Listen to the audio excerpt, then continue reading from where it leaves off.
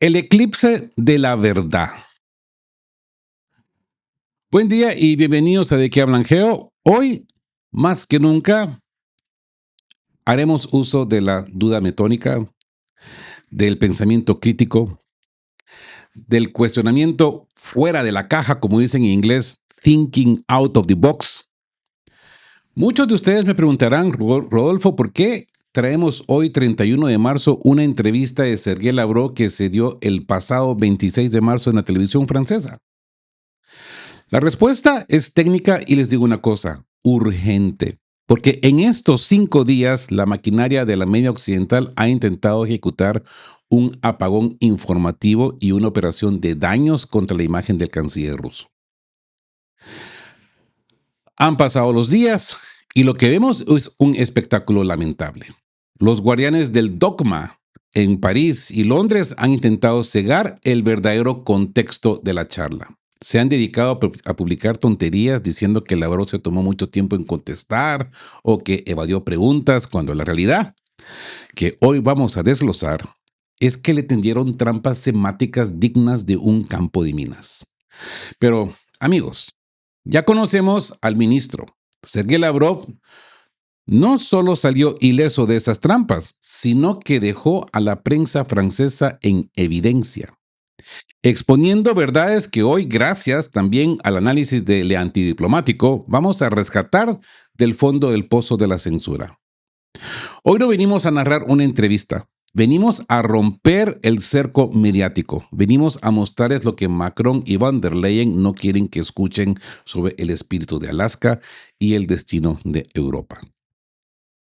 La verdad no caduca, solo intentan esconderla.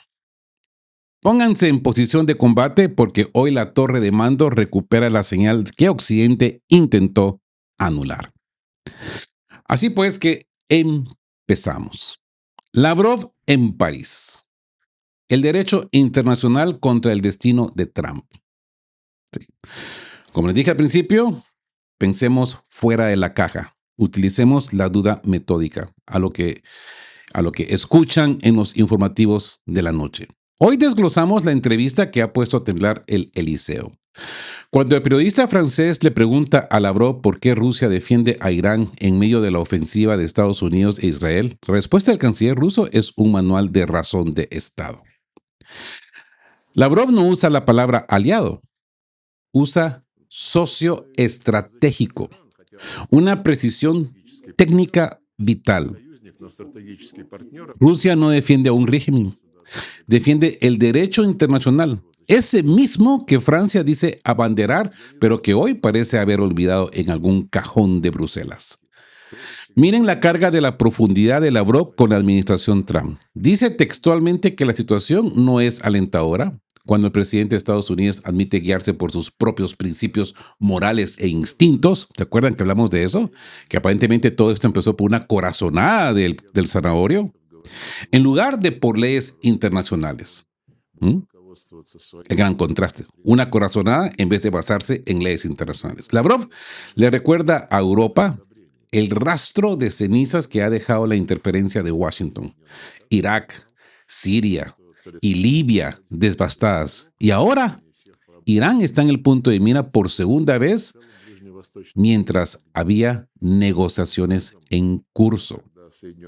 Pero aquí viene lo que la prensa francesa ha tratado de matizar. Lavrov denuncia el cinismo de los altos cargos estadounidenses que se jactan con bravuconería y orgullo de los asesinatos a sangre fría de la cúpula dirigente iraní. No es una guerra, no. Es una ejecución televisada. Y ojo al dato que Lavrov pone sobre la mesa para nuestros amigos de las monarquías del Golfo. Rusia defiende los intereses de todos en la región, incluidos los socios del CCG que sufren las consecuencias de esta agresión. Así que Lavrov rompe la narrativa occidental de que los ataques de Irán no son no provocados. Citando al secretario general de las Naciones Unidas, Antonio Guterres, Lavrov es claro: la causa fundamental es la agresión estadounidense-israelí. Si no se detiene la causa, no se detendrán las consecuencias. Más claro, el agua. Pero ¿qué ha hecho la media occidental? Han tratado de esconder este contexto que les acabo de exponer. Pero bueno, sigamos con la siguiente pregunta, donde se habla de la inteligencia y traición, la verdad tras las bases. Sí. A ver, observemos y analicemos las filtraciones de la inteligencia estadounidense. Aquí el periodista francés, intentando acorralar a Lavrov, le suelta la bomba. ¿Es cierto que Rusia da las coordenadas de las bases de Estados Unidos a los iraníes? Ponen atención porque la respuesta de Lavrov es una bofetada de realidad pura y dura. Todo el mundo conoce esas coordenadas, son información pública. Es que hasta un chaval de 5 o 6 años se puede meter a Google Maps y encontrarlas en el Internet. No son secretas, para nada. Lavrov no niega la cooperación técnica militar con Irán, porque Rusia no se esconde, pero desmonta la narrativa del espionaje satelital con una lógica simple. Si Irán ataca esas bases, no es porque Rusia le diga dónde están, sino porque Estados Unidos ha lanzado una aventura sin motivo y las bases son el blanco natural de esa agresión. Estamos claros con esto, ¿no? Una lógica simple de acero. Esas bases nunca hubieran sido tocadas si Estados Unidos e Israel no hubieran atacado a Irán. Así de sencillo. Pero escuchen bien lo más grave que ha dicho el canciller ruso, porque esto es lo que París y Washington quieren enterrar. Trump ha traicionado a sus propios aliados árabes. Lavrov revela que las monarquías del Golfo, el CCG, suplicaron a Estados Unidos que no iniciara esta guerra. Le prohibieron usar su espacio aéreo y sus bases para atacar Irán. ¿Y qué hizo Washington? Usar esas mismas bases para recuperar inteligencia y luego evacuar a sus tropas, dejando a sus amigos árabes expuestos a la respuesta iraní. Esto es traición, amigos. Desde cualquier ángulo que se quiera ver, esto es traición. Para Lavrov, el hecho de que las bases estadounidenses sean atacadas ahora es la consecuencia inevitable de una traición. Estados Unidos usó el territorio de sus aliados para prender el fuego y luego se retiró, dejando que el incendio consuma la región. ¿Mm? A ver si estos jeques entran en razón. Les digo una cosa. Estos jeques odian a Irán, pero también odian a Israel. Y esto es claro. Yo no sé a qué Donald Trump está jugando, pero sigamos con la tercera pregunta que le hacen a Sergei Lavrov. Y aquí vamos a entrar al saqueo en el estrecho. Vamos a hablar de Venezuela a Hormuz. Y sí, insisto, sigamos utilizando la duda metódica, el cuestionamiento crítico sobre la democracia. Lavrov le ha recordado a los franceses que detrás de cada intervención militar de la administración Trump hay una factura de petróleo. El canciller ruso fue directo al hueso. Venezuela fue el primer paso. Nos dijeron que era por el narcotráfico, pero el resultado real, el 3 de enero de 2026, fue Estados Unidos tomando el control absoluto de la industria petrolera venezolana. No me quiero desviar del tema, pero ustedes ya saben las consecuencias y qué es lo que está sucediendo exactamente hoy en Venezuela. Y ahora, el guión se repite con Irán. Lavrov denuncia que el objeto de Trump no es la paz, sino el control del estrecho de Hormuz. Quieren ser los dueños de cada barril que cruza por ahí. Es la doctrina Monroe, ¿no? La mezcla de Monroe con los intereses de Trump en su máxima expresión. Si no controlas el recurso, destruyes al que lo tiene para quedártelo tú.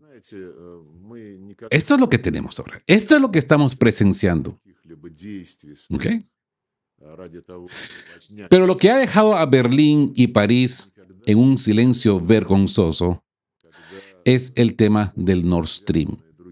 Lavrov llamó a las cosas por su nombre: un ataque terrorista, subversivo, apoyado por la inteligencia occidental que Alemania y Francia han tolerado de forma humillante. Es que se dan cuenta, cuando Lavrov habla de estas cosas, principalmente en las televisiones, porque tengo entendido que no solamente fue una televisión, fue algo así como varias televisiones francesas. Ya imagino qué calor han de haber sentido ahí, ¿eh? Se les adelantó el verano a Francia en este momento. Sí. Y lo más fuerte, Rusia revela que ahora Estados Unidos quiere hacerse con el control de lo que queda de los gasoductos. De esto hemos hablado recientemente, ¿no? Quieren venderle a Europa su propio gas después de haber permitido que dinamitaran la tubería rusa. Quieren pedir el peaje de algo en el cual no han puesto ni siquiera un centavo. Todo esto es inversión rusa, alemana y europea. Pero ahora viene Estados Unidos y va a pedir peaje por el paso del petróleo. Pero bueno, no me quiero desviar del tema. Ustedes saben perfectamente bien que el que tiene el grifo, el que tiene poder del grifo para que algo pase por ahí, son los rusos. Con el grifo cerrado, toda esa infraestructura es chatarra bajo agua. Veremos cuál va a ser el siguiente paso del Kremlin también. ¿Okay? Ahora bien, miren el acoso a Lukoil y Rosneft. Lavrov denuncia una adquisición hostil a nivel global. Las sanciones no son para castigar la guerra, son para que las corporaciones occidentales se queden con los activos rusos en el extranjero. Es un saqueo corporativo disfrazado de diplomacia. Mientras la Unión Europea rompe contratos porque le da la gana, porque esa es la verdad, porque le da la gana, Lavrov advierte que Rusia siempre cumplirá sus obligaciones con quienes respeten las reglas. Pero el mensaje para Francia es claro. Habéis entregado vuestra soberanía energética a Washington a cambio de ser cómplices de un robo a escala planetaria.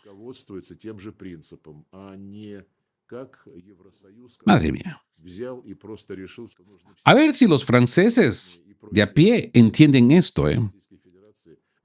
Porque tengo amigos franceses que entienden de esto y ellos me cuentan que cuando ellos son invitados a una cena de amigos, ellos prefieren guardar silencio, porque básicamente es todos contra uno. Todos están convencidos de lo contrario. Todos están convencidos que todo esto es culpa de Rusia. Todos están convencidos de que si no hay agua en el toilet, es culpa de Putin.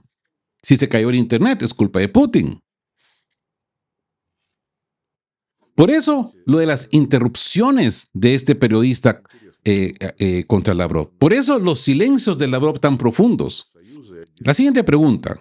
Aquí entramos al origen del caos. La gran traición de Minsk. Sí.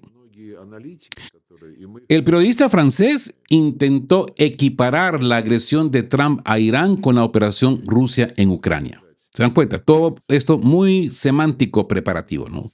Y Lavrov le ha dado una lección de historia que ha dejado el estudio en silencio. Lavrov recordó que la independencia de Ucrania en 1991 se firmó bajo una condición sagrada: neutralidad total y respeto a las minorías. Pero en el 2014, Occidente tuteló un golpe de Estado nazi. Francia, Alemania, Polonia firmaron un acuerdo de paz con Yanukovych, y a la mañana siguiente, cuando la oposición se lo saltó, París y Berlín miraron hacia otro lado. La democracia toma giros inesperados. Le dijeron a Moscú. Traducción: nuestra firma no vale nada. Pero lo más cínico, amigos, de que hablan Geo, es lo que confesaron en su momento, si se recuerdan, Merkel y Hollande, años después, que los acuerdos de Minsk, aprobados por las Naciones Unidas, fueron una mentira deliberada. No querían la paz. Querían ganar tiempo para armar el régimen nazi de Kiev. Lavrov lo dice claro.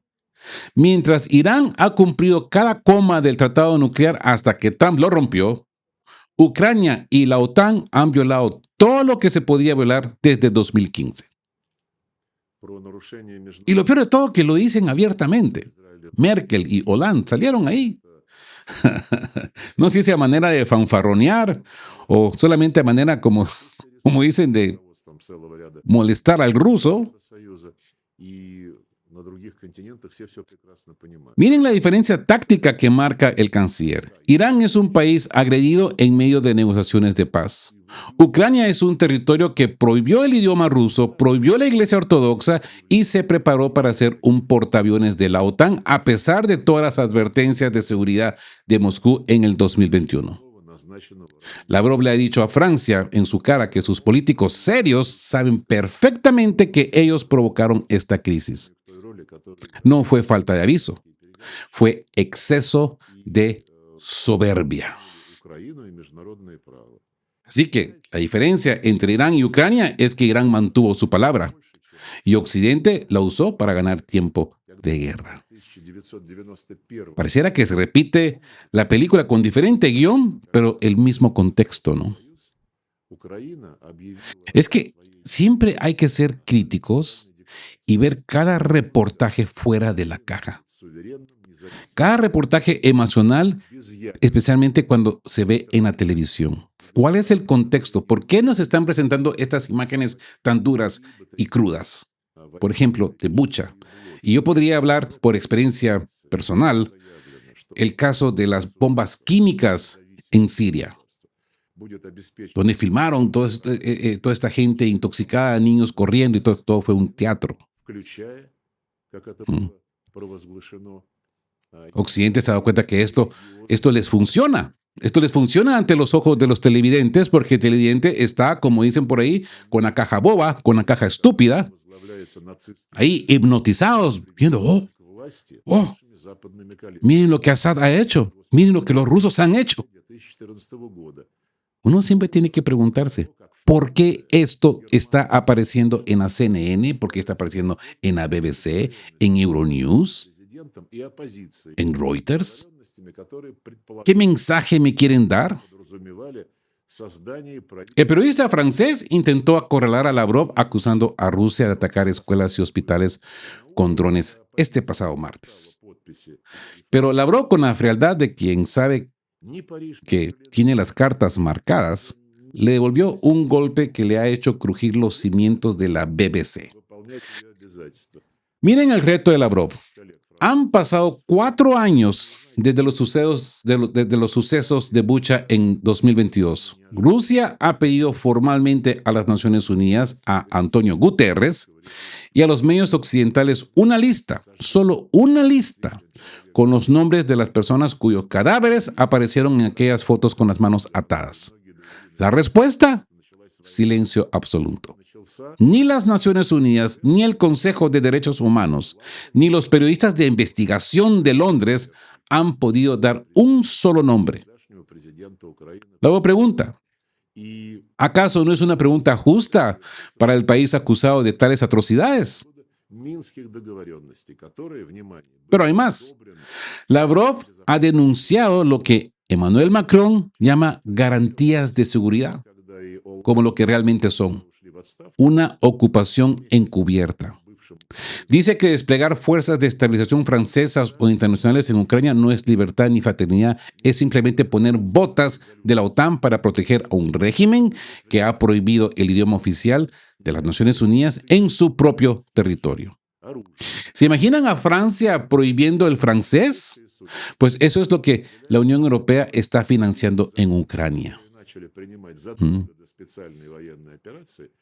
Hoy iría en un contexto más profundo, que los irlandeses prohíban el inglés. Los irlandeses tienen su propio lenguaje, ¿no? Antiguo, ahí.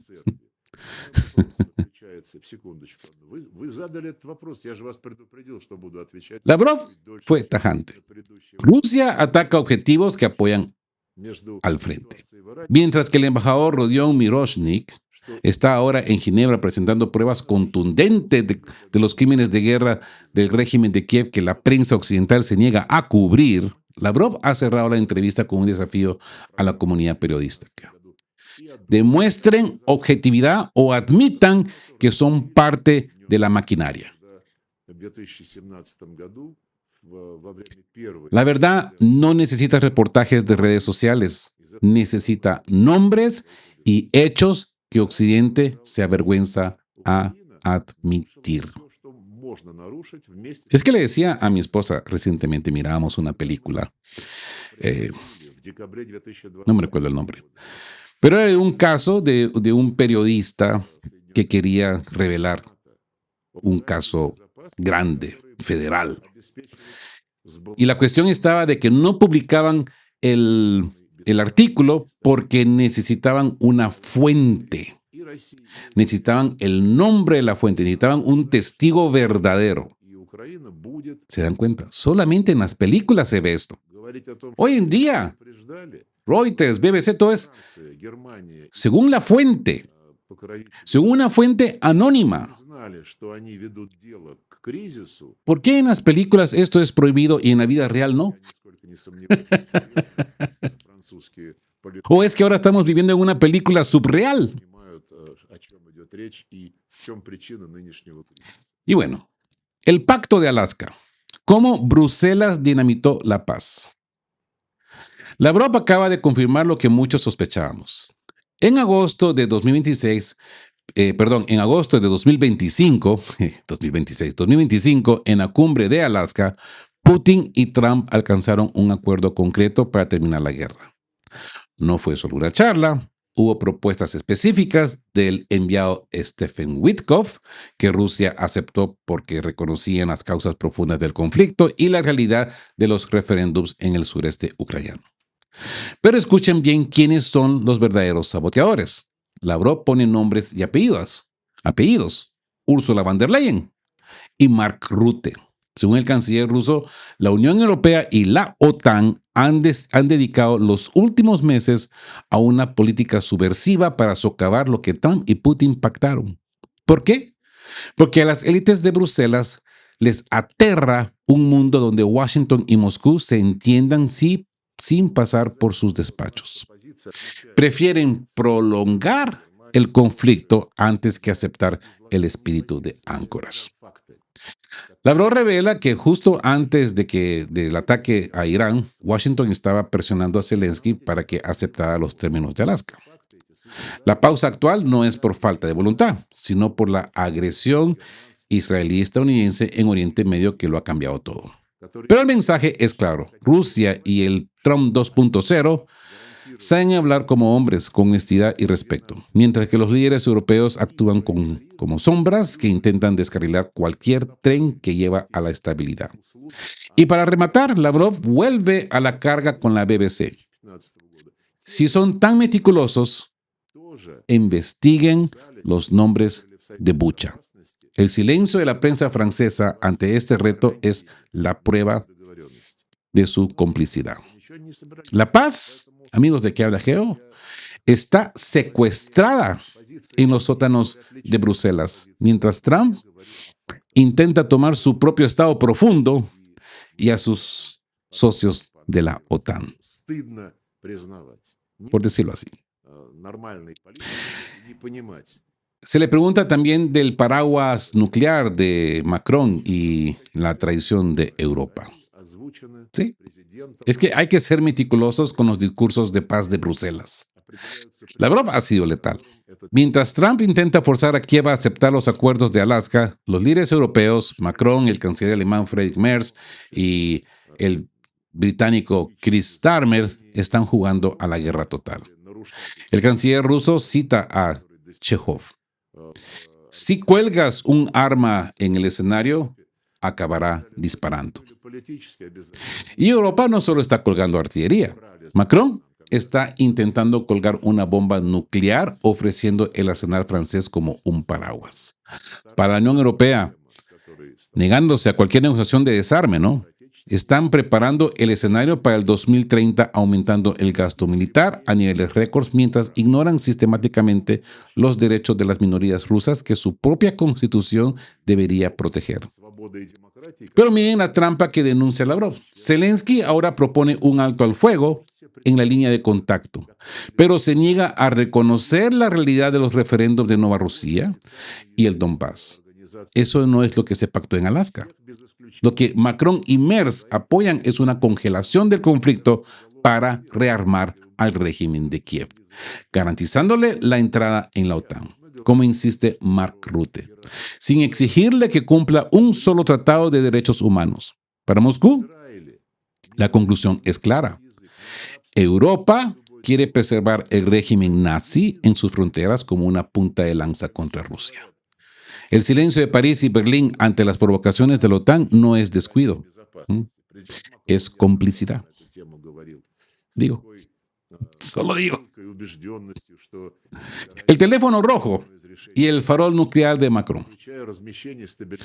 A ver, hablemos de esa famosa diplomacia de micrófono de París. El periodista intentó pillar a Lavrov con el tema de la bomba sucia, pero el canciller ruso le dio una lección de elegancia. Al ladrón le quema la cabeza. Lavrov ni siquiera había mencionado el tráfico de componentes nucleares. Fue el periodista quien saltó, confirmando que en Francia están muy nerviosos con lo que los servicios de inteligencia rusos ya han denunciado ante las Naciones Unidas. Pero miren la radiografía que hace Lavrov de Macron. Es demoledora. Mientras el presidente francés anuncia a bombo y platillo en televisión que va a llamar a Putin, la realidad en el Kremlin es otra. Putin siempre contesta. Pero Macron prefiere hacerse la foto antes de marcar el número.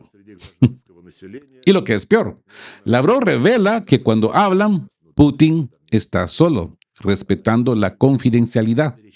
Mientras que Macron convierte la llamada en un reality show con su equipo presente y filtrando detalles a la prensa. No es un político serio, es un actor de redes sociales. Y aquí viene el núcleo del problema. Amigos, Francia quiere ser el nuevo paraguas nuclear de Europa, pero se niega a entrar en cualquier diálogo de estabilidad estratégica. Lavrov es tajante. Si Washington quiere hablar de desarme, Francia y el Reino Unido tienen que estar en la mesa. No pueden pretender que China se una mientras ellos aumenten sus arsenales en secreto. ¿Es Francia un adversario? Lavrov no usa paños calientes. Desde luego, no es un aliado. Quien busca la derrota estratégica de Rusia no puede ser un socio. La Unión Europea ha dinamitado décadas de cooperación, 2 cumbres anuales y marcos económicos sin precedentes, por lo que le dio la gana. Claro, más claro, el agua. Ha sido Francia, ha sido la Unión Europea, la que ha atacado y está atacando y sigue atacando a Rusia. Entonces, ¿cómo no va a ser?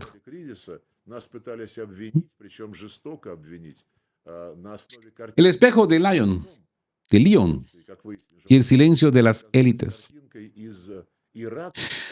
Lavrov le ha puesto a Francia un espejo frente al rostro y lo que se ha visto es feo.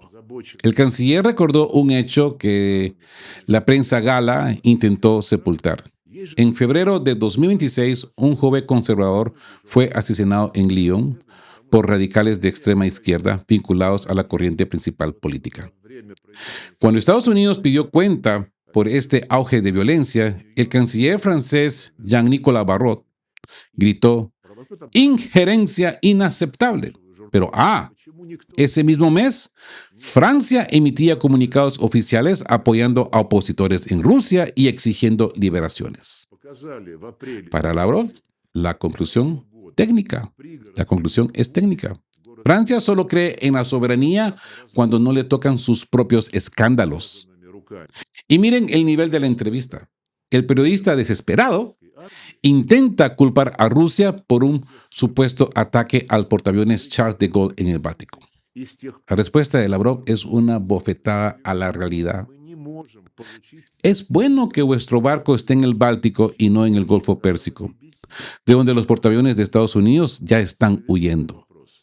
Pero lo que nadie en Europa quiere contar es el ataque real. El buque cisterna Arctic Metagas, alcanzado por drones ucranianos en el Mediterráneo hace solo unas semanas, provocando un desastre ambiental del que ningún medio occidental ha dicho una sola palabra. Marianne contra la Unión Soviética. La batalla de los símbolos. El periodista francés, en un intento desesperado por etiquetar a Lavrov como un nostálgico peligroso, le preguntó por la camiseta que llevaba en la histórica cumbre de Donald Trump, una camiseta con las siglas URSS, ¿verdad? La respuesta de Lavrov es una lección de soberanía histórica que ha dejado al entrevistador sin palabras.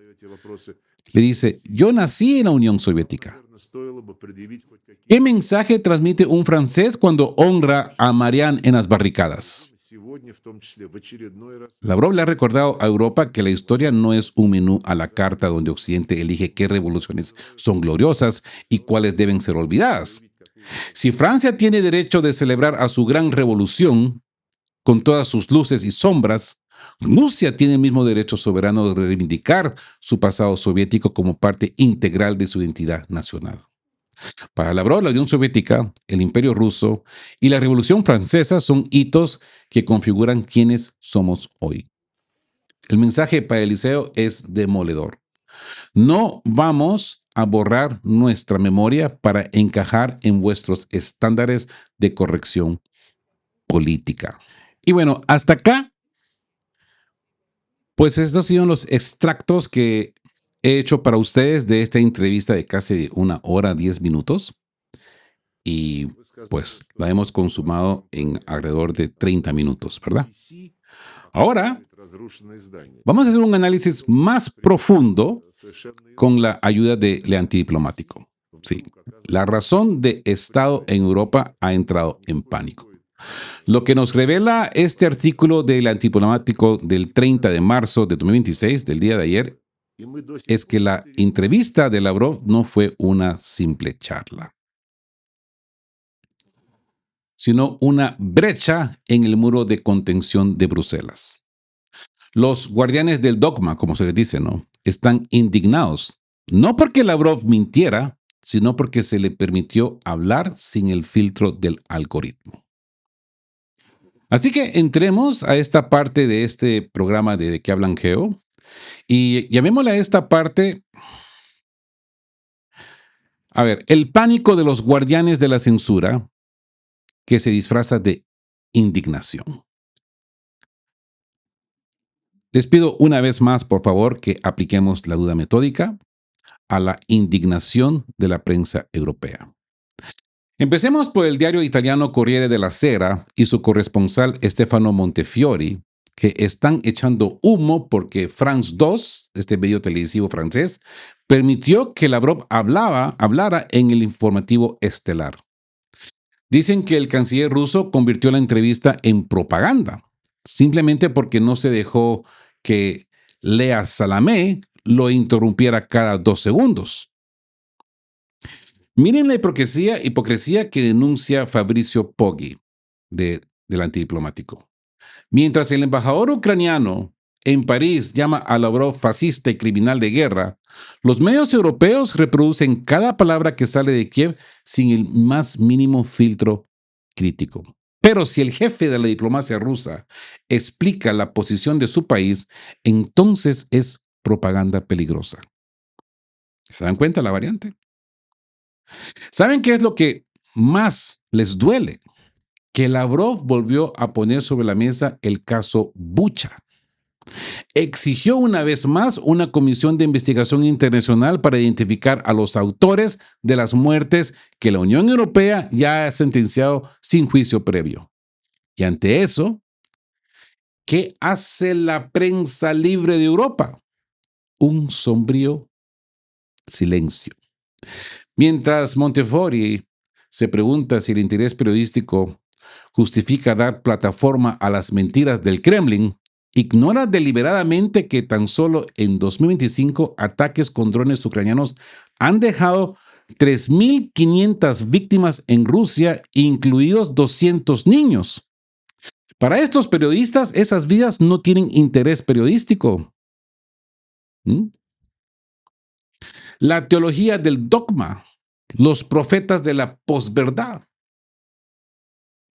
Poggi, de El Antidiplomático, lo dice con una claridad que escuece. En la Europa de hoy se da por sentado que cualquier palabra que provenga del este de Dnieper es una mentira, mientras que la verdad espiritual y liberal emana exclusivamente de Kiev y sus profetas dispersos por el continente. Para dar voz a estos profetas, sin permitir ninguna objeción, los euroatlantistas de la Inquiesta le han puesto la alfombra roja a Igor Brusilo, el nuevo embajador de la Junta de Kiev en Italia. Su tesis, un absoluto: no hay negociaciones con Rusia. Según Brusilo, la paz solo existe si Ucrania entra en la Unión Europea de forma express. Agradece a Italia por tomar la postura correcta ante lo que él llama una guerra gratuita.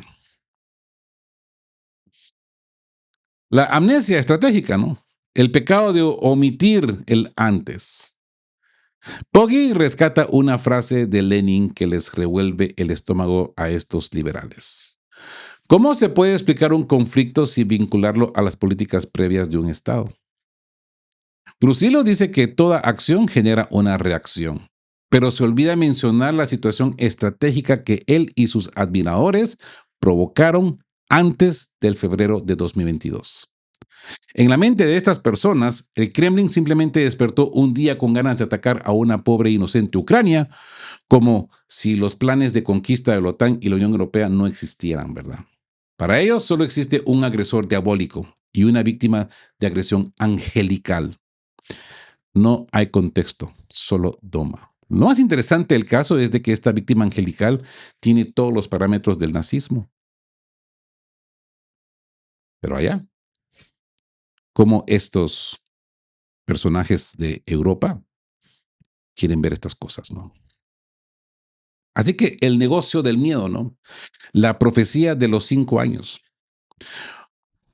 Brusilo y el profeta lituano Andrius Kubilius están vendiendo terror para mantener el flujo de billetes, ¿no? Dicen que si Rusia gana, en 5 años atacará a Finlandia, Polonia y los Bálticos.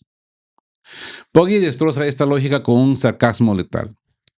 Si según Brusilo esos países ya sufrieron la agresión rusa, entonces también deberían incluir a la Alemania nazi como víctima, ¿no? Porque el ejército rojo tuvo que derrotar a los nazis y a sus colaboradores de la OUN-UPA para liberar esos territorios. Al final la consigna es clara. Europa está obligada a enviar dinero y armas porque Ucrania es el puesto avanzado de los valores cristianos liberales frente a las aspiraciones asiáticas del Kremlin, ¿no? Nos dicen que apoyando a Kiev, Europa reduce riesgos, cuando lo que realmente están haciendo es quemar los recursos de los ciudadanos europeos en el altar de un dogma que prohíbe la negociación. La factura de la libertad, el chantaje de este personaje repugnante llamado Brusilo. El nuevo embajador de la Junta de Kiev, Igor Brusilo, tiene el descaro de decirle a los europeos que deben comunicar claramente a los votantes que el aumento del gasto militar es la única forma de preservar la prosperidad. ¿Prosperidad? Poggi le responde con una verdad que quema. Los votantes europeos no necesitan que les expliquen nada. Ya sienten el precio en los recortes a la salud, a las pensiones y a los servicios sociales. Bruselas les pide que se aprieten el cinturón para que un Estado que se ha vuelto terrorista contra su propia población en el Donbass pueda seguir rechazando la paz. Es que antes de conectarme, escuchaba de que ahora la Unión Europea le va a pedir a sus ciudadanos que dejen de viajar, que no viajen tanto porque tienen que ahorrar combustible. ¿Y para qué? Para seguir ayudando al país angelical de Ucrania. Bueno, seamos más directos, a la Junta Angelical de Kiev. El 70% silenciado. La paz que Kiev no quiere. Brusilo arremete contra cualquiera que sugiera reconocer la pérdida de territorios en el sureste. Pero lo que no dice y lo que Poggi denuncia es que aproximadamente el 70% de la población de la propia Ucrania ve la entrega de esos territorios rusohablantes como una condición deseable para detener la carnicería. Brusilo llama a esto un camino que no lleva a ninguna parte, incluso atacando eventos culturales como el Bienal de Venecia, si no se alinean con su mentalidad liberal militante. Es una dictadura del pensamiento único protegida por el Parlamento Europeo y la Comisión Europea en Milán.